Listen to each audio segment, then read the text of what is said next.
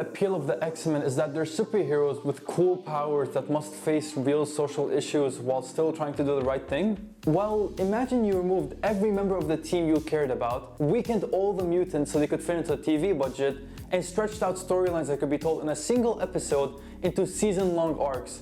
Well, that's The Gifted. Thanks for watching. Please make sure to like, subscribe, turn on the not fiction button, and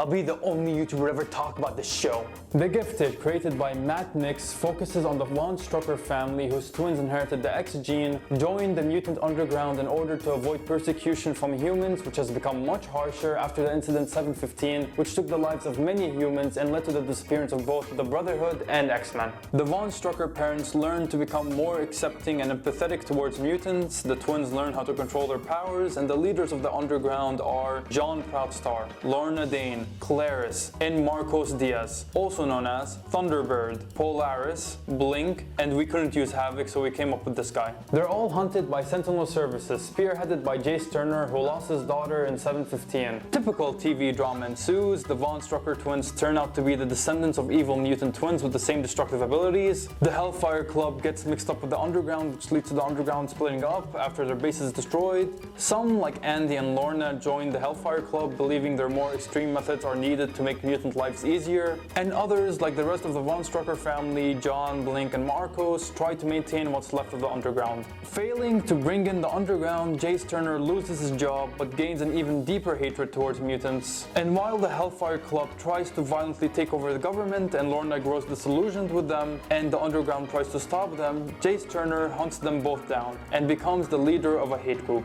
We're a totally peaceful racist group. Lorna and Andy Von Strucker leave the Hellfire Club and rejoin the Mutant Underground, and Reed Von Strucker sacrifices himself to kill the Hellfire Club's leader. And the show ends on a cliffhanger with Blink from the future coming back in time to inform the group that a bigger threat is on the horizon.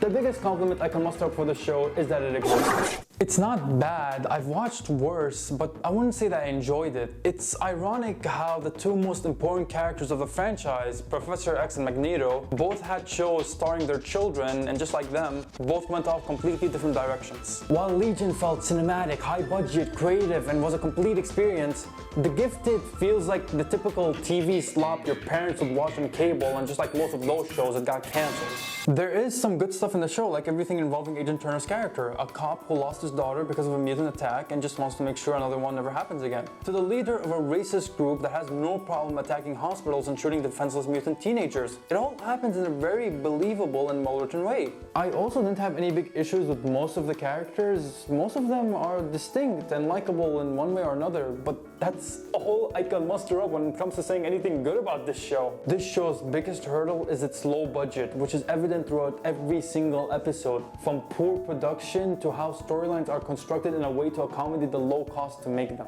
In a franchise where we've seen men and women lift stadiums, absorb nuclear energy, destroy a bridge with a single punch, control the weather, and stop raging waves while lifting a jet, what this show considers to be the most powerful mutants are the ones who can destroy a building as long as the siblings are holding hands, Magneto's daughter, whose most impressive feat is carrying a gas tank for a few seconds, and telepaths who are only effective if you get them the 3-in-1, until the show decides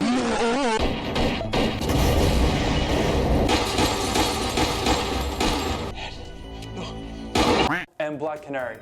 Sorry, wrong clip. Even if we ignore the movies, because they have a much higher budget to work with, if we only look at the TV shows, on one side, we have Legion that shows us how powerful Omega mutants can be in creative, interesting ways.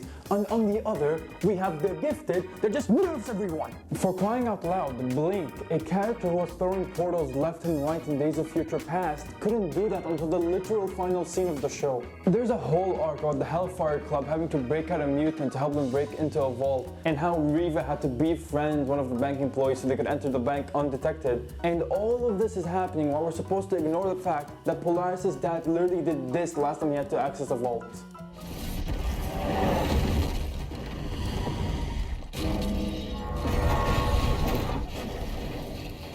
I don't want to say that this show sucks, because there's a decent amount of good in it. But this show does suck, and you'd have to ignore a lot of X-Men lore just so it could work. Lore that this show expects you to know so you could know who the fuck the leader of the Brotherhood is whenever he's mentioned, and who the X-Men are because the show won't stop name-dropping them. Speaking of those two groups, the show expects us to believe that they just disappeared after 715. No last stand, no final battle, nothing. Just like that, snap. Which I find hard to believe because both the X-Men and Brotherhood are huge groups of mutants from all over the world. So you're telling me even smaller characters like Kitty Pryde, Toad, Blob, and Forge also disappeared? That's beyond ridiculous and idiotic. At least Legion, my beloved, gave a justifiable reason which recontextualized the show by the end of it and made it even better as to why neither group was present. Unlike this show that expects us to believe even the wheelchair-bound Heaven's Gate-looking motherfucker that stays in his mansion all day, safe from danger, is also gone. Charles, who gave up any chance for personal life, for his dream, and Eric could sooner rot in jail than let his people suffer? Bullshit. The show tries to frame the underground as the new X-Men, each leader directly chosen by them, until it's shown that wasn't the case and it was some random OC who put them together, and the X-Men had no real involvement whatsoever. If the premise of a post-X-Men and Brotherhood story sounds interesting to you, do not watch this show. Go read Ultimate Comics X-Men instead, because that comic feels like what this show was trying to be, but actually good.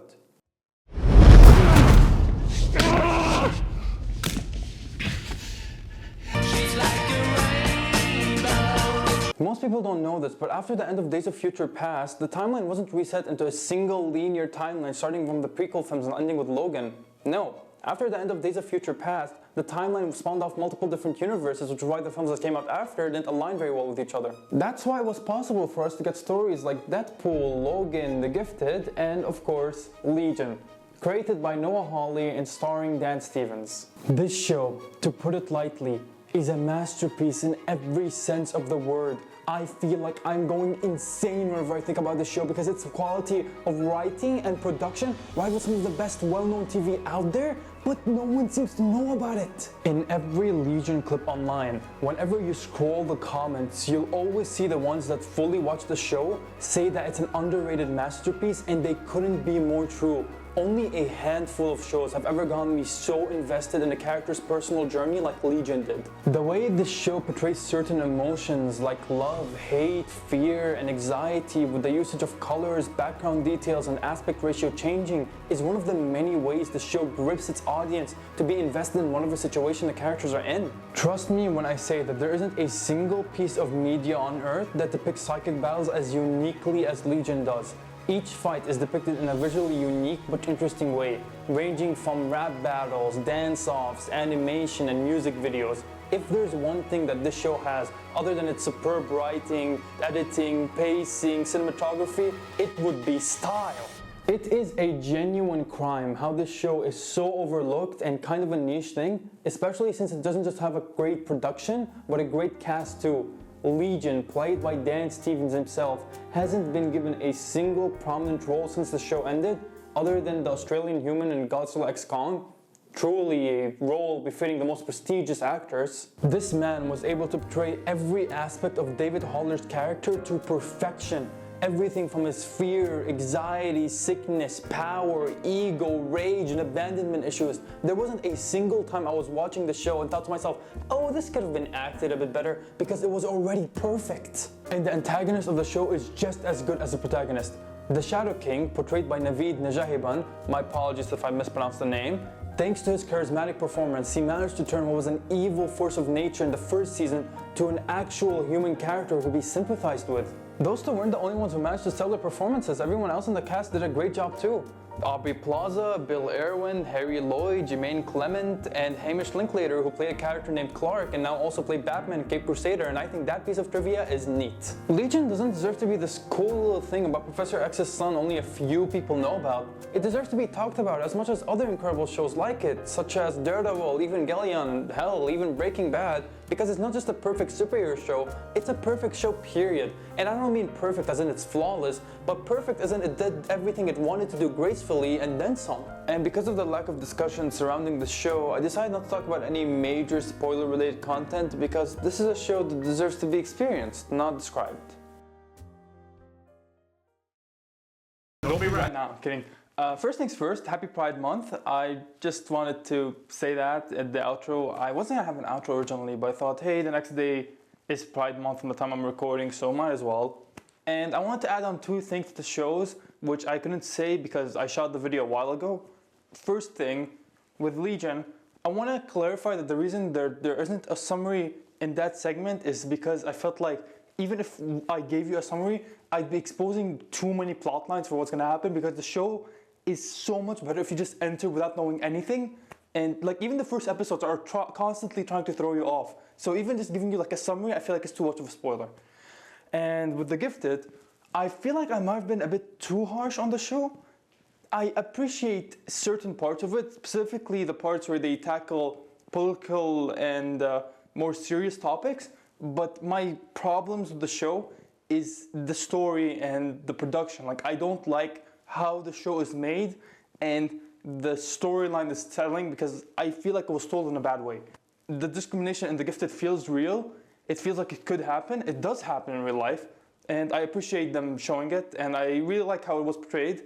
I just don't like the show itself. And that's about it. If you like this video, then please make sure to like, subscribe, turn on the notification button, and comment down below. And why don't you check out any of the other X-Men videos I made? In my opinion, they're better than this one because this one was a bit short. It's supposed to be a bit of an appetizer to what's coming. So yeah, that's about it. Thanks.